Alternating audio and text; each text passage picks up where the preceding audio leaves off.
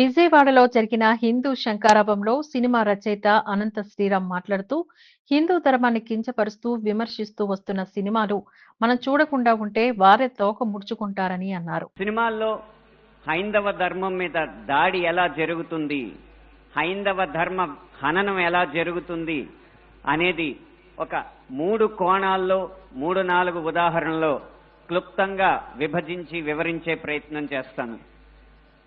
ఇక్కడ దాడి 3 కోణాల్లో జరుగుతుంది. అందులో ఒకటి కావ్యేతిహాస పురాణాలని వక్రీకరించడం, 2 తెర మీద కనిపించే పాత్రల్లో వినిపించే పాటల్లో హైందవ ధర్మాన్ని దుర్వినియోగం చేయడం, 3 తెర వెనక మా ముందు అన్యమతస్థుల ప్రవర్తన. ఈ 3 అంశాల్లో మొదటిది కావ్య పురాణేతిహాసాల వక్రీకరణ.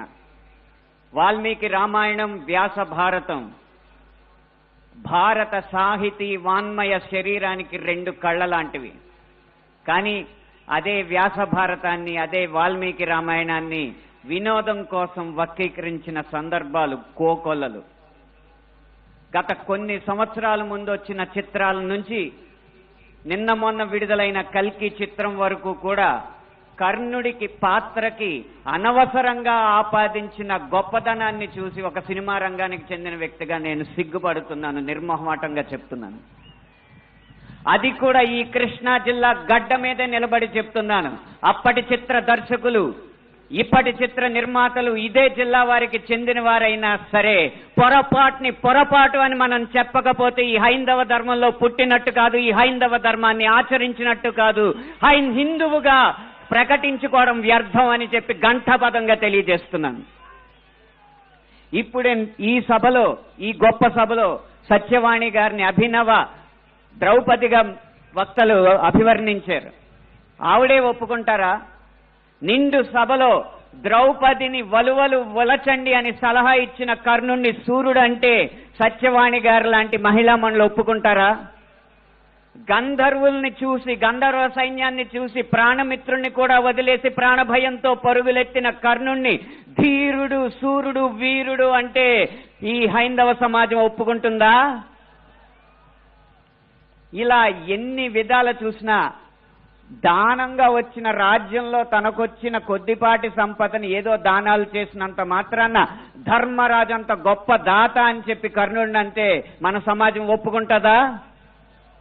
నిన్న మొన్న వచ్చిన కల్కి సినిమాలో అగ్నిదేవుడు ఇచ్చిన ధనస్సును పట్టిన అర్జునుడి కంటే సూర్యుడు ఇచ్చిన ధనస్సు పట్టిన కర్ణుడు వీరుడు అని చెప్తుంటే యుద్ధంలో నెగ్గేది ధనుస్సా ధర్మమా అని ప్రశ్నించకుండా మనం ఊరుకుంటామా?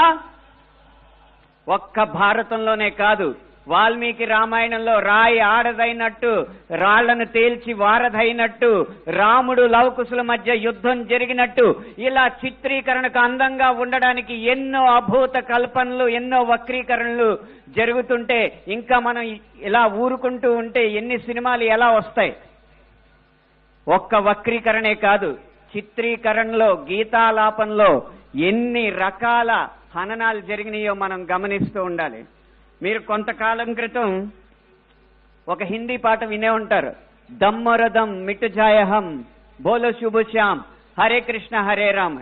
రండి దమ్ము కొడదాం, కలుసుకుందాం, శుభ సాయంత్రం చెప్పుకుందాం, తర్వాత హరే కృష్ణ హరే రామ్ అందాం.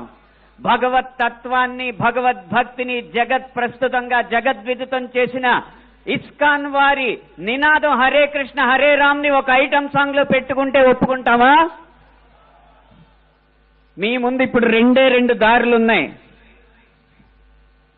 కాళీ అన్న సినిమా డాక్యుమెంటరీ పోస్టర్ లో కాళికామాత సిగరెట్ కాలుస్తుంటూ ఒక పోస్టర్ వేస్తే మన ముందు 2 దారులున్నాయి. ఒకటి నిమ్మకు నీరెత్తినట్టు కూర్చోవడం, 2 నిగ్గదీసి నిలదీయడం.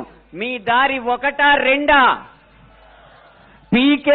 పీకే అన్న సినిమాలో రాయి మీద పాన్ పరాగు పూసి అదే శివలింగం అని చెప్పి వెటకారం చేసి అన్య మతస్థుల మందిరాల్లోకి మాత్రం వెళ్లకుండా వాళ్ళు తరిమి కొట్టినట్టు తెలివిగా తప్పించుకున్నారు. అప్పుడు మన ముందు 2 దారులు ఉన్నాయి, నిమ్మకు నీరెట్టినట్టు నుంచోవడం, నిగ్గదీసి నిలదీయడం. మీ దారి 1, 2? కాస్మిక్ సెక్స్ అన్న సినిమాలో ఇంత అద్భుతమైన పీఠాధిపతుల ఆహార్యాన్ని అనుకరించి గురువులు పీఠాధిపతులు వచ్చిన శిష్యురాలతో శృంగార కార్యకలాపాలు చేస్తున్నట్టు చూపెడుతున్నారు. మీ ముందు రెండే దారులు ఉన్నాయి. ఒకటి నిమ్మకు నీరెత్తినట్టు కూర్చోవడం, రెండు నిగ్గదీసి నిలదీయడం. మీ ఆప్షన్ ఒకటా రెండా? ఎంఎఫ్ హుసేన్ లాంటి చిత్ర దర్శకుడు, చిత్రకారుడు సరస్వతి దుర్గా మాతల బొమ్మల్ని అశ్లీలంగా వేసినప్పుడు వారి కోవలోనే అక్రమ్ హుసేన్ అనే చిత్రకారుడు కృష్ణుణ్ణి బార్లో ఉంచి గోపికల్ని బికినీల్లో చిత్రించినప్పుడు మన ముందున్న దారులు రెండే రెండు. ఒకటి నిమ్మకు నీరెత్తినట్టు కూర్చోవడం, రెండు నిగ్గదీసి నిలదీయడం. మీ దారి ఒకటా రెండా? ఛత్రపతి శివాజీ తర్వాత అంత గొప్ప మరాఠా యోధుడు బాజీరావుని బాజీరావు మస్తానీగా ప్రేమ పిచ్చోడుగా చిత్రీకరించినప్పుడు మన ముందు రెండే రెండు దారులు ఉన్నాయి. ఒకటి నిమ్మకు నీరెత్తినట్టు కూర్చోవడం, రెండు నిగ్గదీసి నిలదీయడం. మీ దారి ఒకటా రెండా? ఇలా ఇన్ని విధాలుగా హననం జరుగుతుంటే ఇంకా మనం నిశ్శబ్దంగా కూర్చుంటే అది మన హైందవ సమాజానికే కళంకం అని నేను మనస్ఫూర్తిగా తెలియజేస్తున్నాను.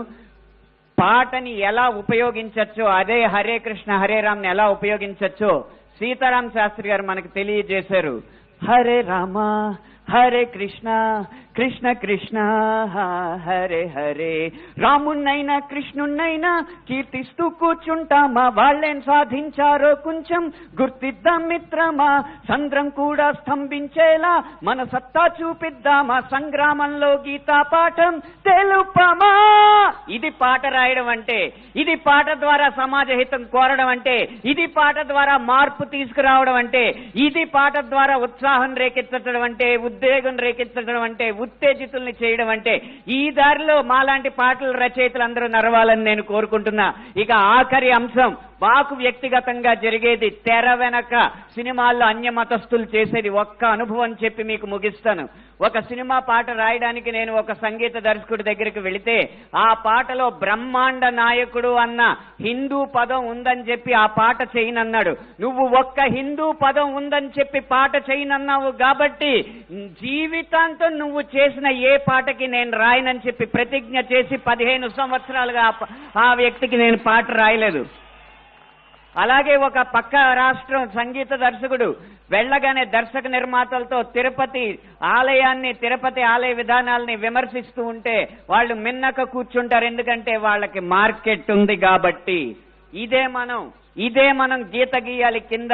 సినిమా అనేది నేను ముందు చెప్పినట్టు వ్యాపారాత్మకమైన కళాత్మకమైన వ్యాపారం కాబట్టి ఆ వ్యాపారాన్ని సినిమాకి లేకుండా చెయ్యాలంటే హిందూ ధర్మాన్ని హననం చేసే సినిమాలని, హిందూ ధర్మంపై దాడి చేసే సినిమాలని ప్రభుత్వం బహిష్కరించకంటే ముందు మనం తిరస్కరించాలి.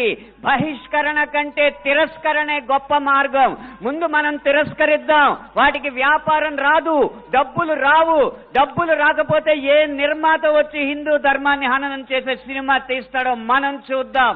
భం భం భం భం భళా భళా మోగిందిర శంఖారావం, ఇది హైందవ శంఖారావం. హిందూ బంధువులందరొక్కటై ముందుకే గమని భావం, ముందు చూపాలి ప్రభావం. 3 నిమిషాల ఈ పాట రాసే అవకాశాన్ని, 5 నిమిషాల ఈ ప్రసంగం చేసే అవకాశాన్ని నాకు ఇచ్చిన ఈ నిర్వాహకులకి వేవేల పాదాభివందనాలు తెలియజేసుకుంటూ జై హింద్, జై శ్రీరామ్.